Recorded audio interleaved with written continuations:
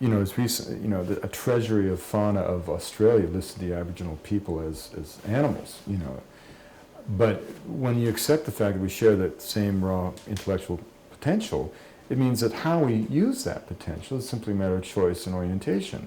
We in the West have focused on technological wizardry, which has achieved great things. I mean, believe me, if you walk out of this house and you get in a car accident and you tear your arm off, you don't want to be taken to an herbalist. Yeah. The success of allopathic medicine is one of the great achievements of humanity. I agree. Yeah. But, it's not like the other people have been intellectually idle. I made a film about Buddhism in Nepal, Tibetan Buddhism, and we call it the science of the mind. Yeah, I saw it, yeah. Why did we use the word science? What is science but the pursuit of the truth? What is Buddhism but 2,500 years of empirical observation as to the nature of mind? Mathieu Ricard, who was in the film, this wonderful, he was great. Just wonderful, man, former molecular biologist at the Pasteur Institute, raised in an illustrious family in France. His father, a philosopher who famously wrote a 2-volume history of Western philosophy from memory. Mm-hmm. He grew up in a household that had Stravinsky, Lévi-Strauss, Cartier-Bresson as house guests, and he realized there was no correlation between achievement, fame, money, and happiness. And so he left his scientific career and he became an ordained monk. But as he famously said to us, he quoted a Tibetan monk who said to him, we in Tibet don't really believe that you went to the moon, but you did. You may not believe that we achieve enlightenment in one lifetime, but we do. In other words, these other cultures have just made different choices. And those choices, had consequences. And so, how these voices are going to continue to be heard in this changing world is hard to know. I mean, one of the clear backdrops to our age, and something that only really is becoming sort of part of the public awareness in the last decade or so, is that half the cultures of the world are slipping away in a generation. I mean, quite literally, we know this from the data on language loss. When you and I were born, there were roughly 7,000 languages spoken on Earth. Today, half of those aren't being taught to children, which means that they're effectively on the road to extinction. Which means, by definition, since a language encodes not just its grammar and vocabulary, but an entire vision of life itself, by definition, it means that half of humanity's intellectual, social, and spiritual options, developed by definition over millennia, are literally disappearing in a generation. I mean, this is something that should be causing us all to be, jumping up and screaming, And the reason we're not screaming is that we still live under this conceit that these peoples, quaint and colorful though they may be, have very little to offer the modern world. By their very adaptation, they've shown that they can't get on the wave of history, and nothing could be further from the truth. I mean, by definition, all of these voices of humanity have contributions to make, important contributions, and the question that doesn't become like, the traditional versus the modern, but what kind of world do we all want to live in? How do we find ways that all peoples can enjoy the benefits of modernity, technological benefits, scientific benefits, whatever, without that engagement having to imply the death of who they are as a people, Yeah, but can they all enjoy it? I mean, the demographics, the amount of people, the streaming forth of people from the jungles into Lima in search of that, and the hopelessness of it all when it actually comes down. There's not enough to go around. I think that's a really important point. Is that I think the greatest flaw of our development paradigm, which is that we export this idea that we call globalization or free trade or free market capitalism, whatever you call it. It's kind of based on the assumption that it's not what it in fact is, which is just a model of economic activity that we developed in the West. It's exported as if it's the inexorable wave of history, and you either better get on the wave or you'll be swept away. But at its root, I think, is a fundamental lie. And that lie is the idea that if you give up your tradition, if you buy into this wave, into this paradigm, that you'll somehow magically achieve the wealth that we in the West enjoy. And the problem with that is that, as you say, there isn't enough to go around, at least in terms of oil consumption alone. It would take 4 planet Earths to get the world's population up to our level of material consumption. And what seems to happen is that people, may be drawn to the magnetic allure of the modern, which is hard to resist, and God knows maybe any job in a city is better than back-breaking labor in the hot, sunny sun of the tropicals, in a tropical field somewhere. But the move to the city, and of course last year for the first time in human history, more of us lived in cities and lived in the countryside. The move to the city just seems to me to bring disappointment, at least too often. All the indices of the development paradigm, and I'm not one to say what someone should or should not do. I still live by the adage that anyone who thinks they can save the world is both wrong and dangerous. But you do have an obligation to bear witness to the world, and it seems to me that this Western development paradigm, the indices of it don't say a whole lot about quality of life. I mean, life expectancy goes up by 10 years, it just doesn't say anything about the quality of life lived longer.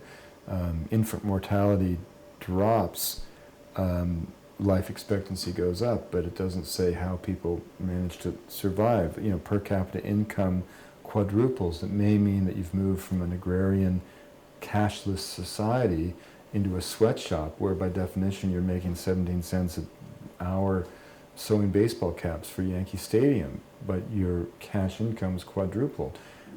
Even something like literacy doesn't necessarily hold its promise because too often it comes as a package, that effectively,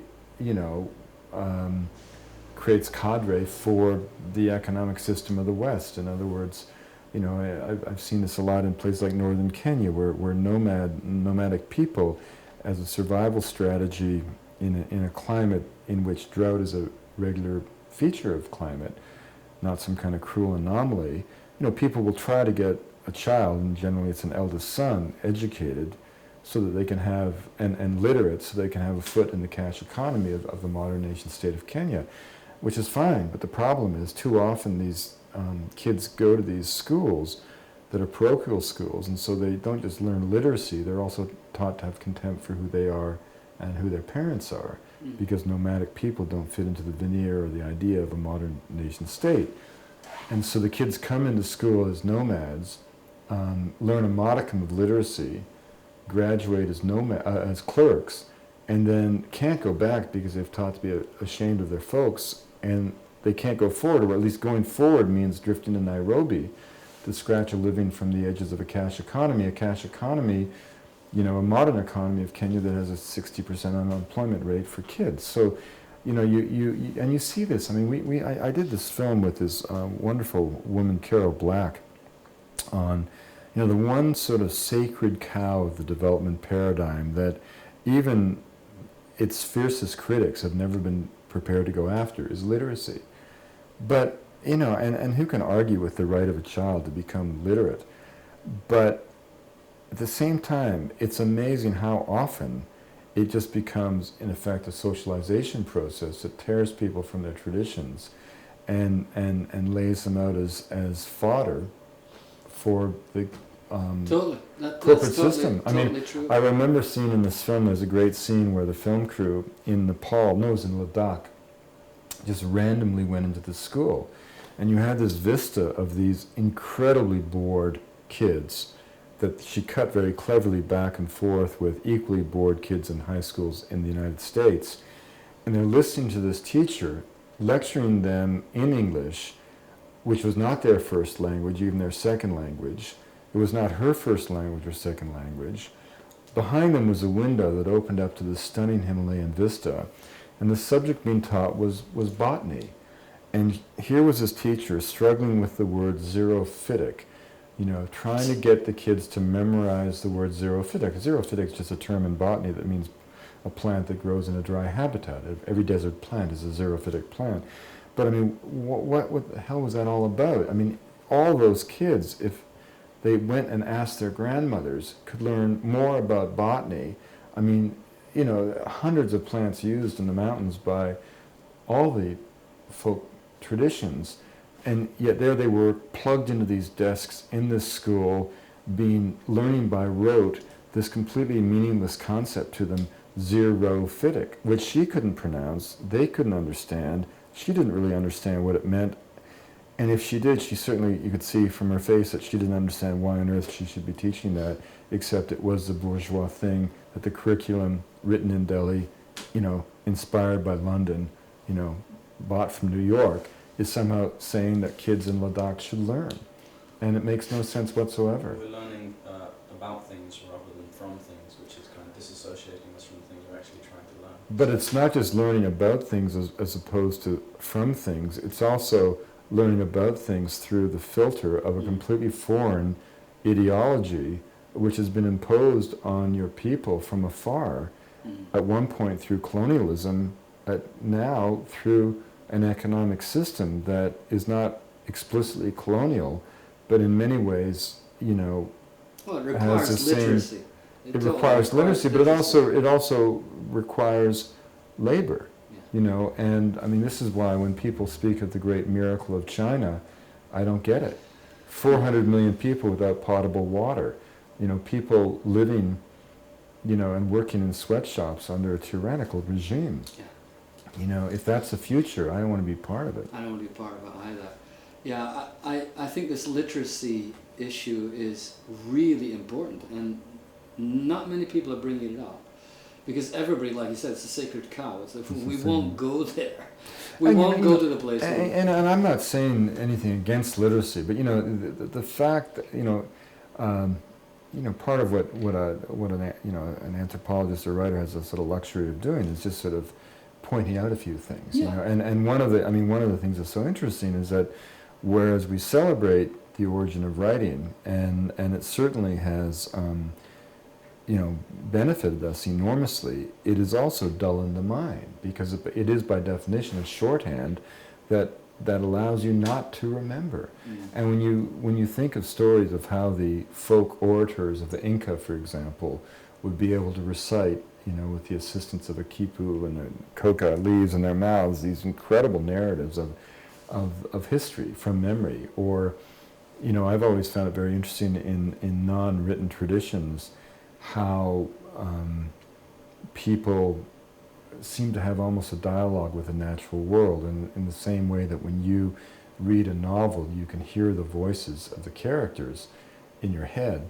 I've been with many people, whether it's nomadic Panan in the forests of Borneo or even Athabascan hunters and gatherers in Canada, who seem to almost have a dialogue with the natural world, whereby the animals and themselves were, you know, this sort of conversation. It was not particularly profound. It was not something that people spoke about, but it was never sort of forgotten. And so that the curse of scripted nature became a kind of vocabulary written on the wind. You know, I've seen this just so strongly. And of course, that's something that we, by definition, give up when we use the shorthand of writing. So, God knows I'm not. You're doing a lot of writing. I'm doing a lot of writing, and I certainly benefited from the knowledge accumulated in books. You know, but you are allowed to point things out. Yeah. Yeah, the idea of saving the world is in a sense absurd. But you are out there on the front line, and you're talking about ethnocide, which is an important issue. I don't know how relevant that is now, but you know, a couple of years ago when I was reading your material, ethnocide was really big. Well, it still is. I mean, I think the genocide, the physical extermination of a people, is universally condemned. But ethnocide, which in a sense is the destruction, either directly or indirectly, of a people's way of life, is not only not condemned in many circles; it's still promoted as development policy. You know. And again, you know, none of us in anthropology would be suggesting, you know, freezing people in time, you know, like some kind of biological specimen, making zoological parks of the imagination. Sure. You know, there's this, you know, change is no threat to culture. You know, all cultures have always been dancing with new possibilities for life. And technology is no threat to culture. I mean, the internet, in fact, is a tremendously liberating tool. It's become the kind of global campfire for empowerment. And I always say, that Lakota Sioux didn't stop being Sioux when they gave up the bow and arrow in favor of the rifle any more than American or Canadian farmers stopped being Canadian or American when they gave up the horse and buggy in favor of the automobile. It's so important that we have this idea that these cultures are delicate or fragile, destined to fade away, and it's simply not true. They're not threatened by change. They're not threatened by technology. They're threatened by power. In every case, these are dynamic, living, independent peoples who are being driven out of existence by identifiable forces. And that, as I've written, is actually an optimistic observation because it suggests if human beings are the agents of cultural destruction, we can be the facilitators of cultural survival. If this process is somehow coming out of the natural world, there's nothing we can do about it. But that's not the case. And so we have choices. And the choices isn't to freeze people in time, it's to ask ourselves what kind of world do we want to live in? How do we create a truly multicultural, pluralistic world in which we can benefit from the collective experience and knowledge of all peoples? Which is what you're doing. You're bringing that information to people's attention. Tell me about the response you've been getting to the idea of ethnocide. Well, it's, what I don't, when I speak or when I write or I make films, I don't stay away from politics in any way, shape, or form, but I also don't indulge in the moment as an opportunity to share polemics, I think polemics are never persuasive, and in the same sense that politicians rarely are free to lead us anywhere. But storytellers can change the world, and so I try to, as a storyteller, I try to celebrate as opposed to lament, and by putting out the information, or better said, turning the lens on the situation in perhaps a novel way, or what I've found is that the response is astonishing. I mean, for example, I will go, as I have, the range of audiences that I speak to is astonishing. Like I just came back from Australia. I went right to Sun Valley to speak to a group of investment bankers who are basically the ones who are making these kind of serious choices. They so respond to this set of ideas. I once was giving a lecture at a very SMU, Southern Methodist University in Dallas, and the Tate Lecture Series. And I spoke of these themes. I spoke of shamanism. I spoke of different visions of life, all the stuff that I write about. I didn't mince a word or hold anything back.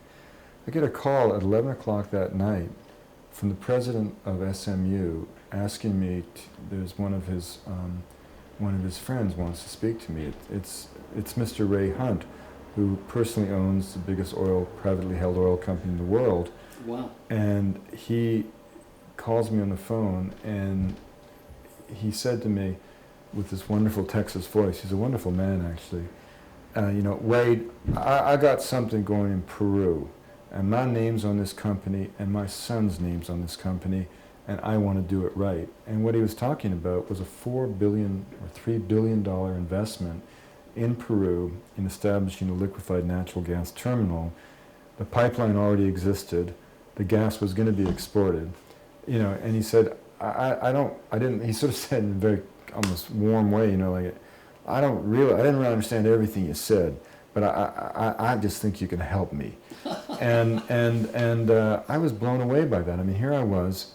And frankly, the Hunt family were, as much as anyone, the family that raised the money that allowed President Bush to become the president. On paper, there should have been every reason for me to disagree with them politically. And yet when that man said, my name's on the company and I want to do it right, he knew that I wasn't someone who could be bought off. But I met with him, and I was really impressed by his sincerity. And so I called up all my friends in Peru on every level of the society that I could reach, from the president's office down to the village level. And I said, first of all, will this project go ahead? The answer was universally yes. It's the biggest foreign investment in the history of our country. I said, do you want it to go ahead? I didn't get a single person who said no. And so my attitude was, well, this is going to happen. What can I do to help make it work best? And so at the invitation of the Hunt family, I contacted Tom Lovejoy, who's a legendary environmentalist, almost was the head of the Smithsonian, heads the Heinz Foundation for Teresa Heinz right now, is on the board of WWF, is probably one of the greatest Amazonian conservationists of the century, literally. And with Malcolm Gillis, who was a former president of Rice University, we formed this informal little advisory group that we laid down a rule none of us would get paid, that if they wanted to give us a per diem, all that money, which is sort of standard when if you're going to go to Peru for a trip, you'll get a day. All that money is given away to environmental causes or to, in my cases, indigenous peoples who are trying to do something with it. Not a huge amount of money. We don't do a huge amount of work, but to me, a lot of my friends will say, "How could you possibly work in any way, shape, or form for an oil company?" As my friend Tom Lovejoy said, what on earth is the point of having a reputation if you're not prepared to spend it? Yeah. And good one, yeah. And it's not like we're going to change the fate of Peru, and it's not like the world needs more natural gas, but it does, at least in the short term. And the question is, how can we help make this project work? So those kind of interactions where, you're taking this message, esoteric as it may appear, and you go and you speak to I once spoke to 4,000 grade 4s in Minneapolis in this bizarre kind of thing put together by a big shopping mall where they worked at the school district to literally bring all the grade 4s and practically in the city, it seemed, in 2 different lots to hear this talk. You go and I speak to everybody from, the range of audiences that I've tried to bring this, I wouldn't even say message, set of ideas to, really ranges from, I once, kindergarten kids to, I once spoke to virtually the entire Supreme Court of Canada, United States, and England. And you get a response that is so positive, and what I love about it is the response is that, all my lecture agents tell me, slow down, don't use such complicated language, and I never do it. I never, obviously I'm not going to deliberately speak over the heads of kids, but, I don't really modify my language, my delivery, the sophistication of the ideas, even for the youngest kids, because people don't need to be talked down to. They need to be lifted up to new levels and of thought, of insight. And what I've found, at least anecdotally and experientially, is that everybody is ready, because people want to hear a hopeful message. That it's A, not too late. That B, these people are diverse peoples of the world, are part of the human fabric and contributors to that fabric. And I always. I lecture as I write, and I write as I lecture, and the way I construct any story, as you've seen in my library, a huge amount of research. But what I'll do is I'll go through all that research. I'll read. I recently did a book on the water issues in the American Southwest, and really about the Grand Canyon of Colorado, as part of a sort of companion book for this 3D IMAX film that I did with my daughter and Bobby Kennedy and his daughter. And, to write what was essentially a 35,000 word essay, I read 60 books, And what I do is I'll go through the literature and I'll go through my own journals and my own notes, and I always pick out what I sort of think of as wow points. Like, if some statistic inspires me or makes me say, wow, incredible, I know it's going to do it to the audience. So if I, hear Story Musgrave talk about floating in the velvet void of space as the first physician to walk in space, and when I remember him telling me that there, how he was there essentially in perpetual free fall, traveling whatever it was, 18,000 kilometers an hour, the golden visor of his helmet illuminated by a single sight, a blue planet floating in the void of space. And then when he said to experience that sight, a sight only made possible by the brilliance of human technology, and then to remember the callous way in which we treat our only home was to know the purest sensation of horror.